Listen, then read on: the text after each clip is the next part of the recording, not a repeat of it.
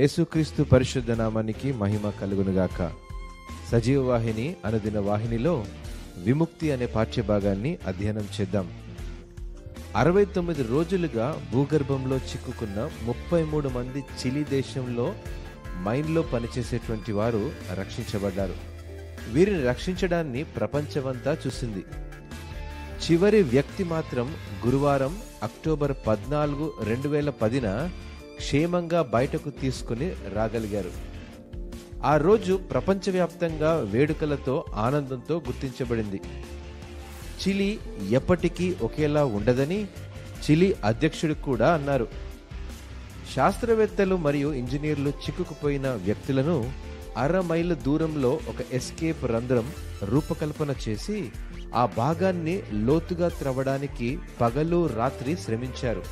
69 రోజుల తర్వాత ఒక్కొక్కరిని రక్షించేందుకు 50 నిమిషాలు పట్టింది.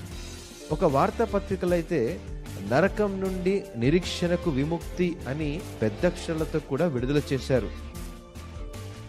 రక్షించబడిన వారిలో ఒకరు, నేను దేవునితో ఉన్నాను, నేను సాతానుతో ఉన్నాను. వారు పోరాడారు, అయితే దేవుడు యుద్ధంలో గెలిచాడు. నేను చేయి చాచి దేవుని చేయి పట్టుకున్నాను. నేను రక్షించబడతానని నేను ఎప్పుడు ఊహించలేదు అని తన సాక్ష్యాన్ని ప్రపంచానికి తెలియజేశాడు. వీరి భద్రత కొరకు ప్రార్థిస్తున్న బంధువులు, స్నేహితులు అగ్ని పరీక్ష వంటి ఆ సమయంలో దేవుని కాపుదలను కళ్ళారా వీక్షించిన వారంతా క్రీస్తుకు తమ జీవితాలను సమర్పించుకున్నారు. హల్లెలూయా.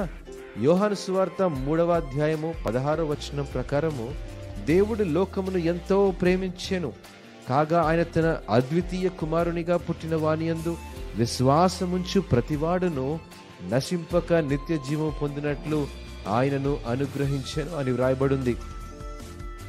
మన పాపాల శిక్ష నుండి మనలను రక్షించడానికే యేసు తాను చేయగలిగినంతా చేశాడు. ఆయన ఇక చేయవలసింది ఏమీ లేదండి. ఇప్పుడు మన హృదయాలలోని విశ్వాసానికి ప్రతిస్పందించి క్రీస్తును మన వ్యక్తిగత రక్షకునిగా స్వీకరించామా అనే విషయంలో ఇప్పుడు మనకు ఒక ఎంపిక మాత్రమే మిగిలి ఉంది. ఈ నిర్ణయం మీకే వదిలేస్తున్నాను. దేవుడు మిమ్మల్ని ఆశీర్వదించును గాక. ఆమేన్.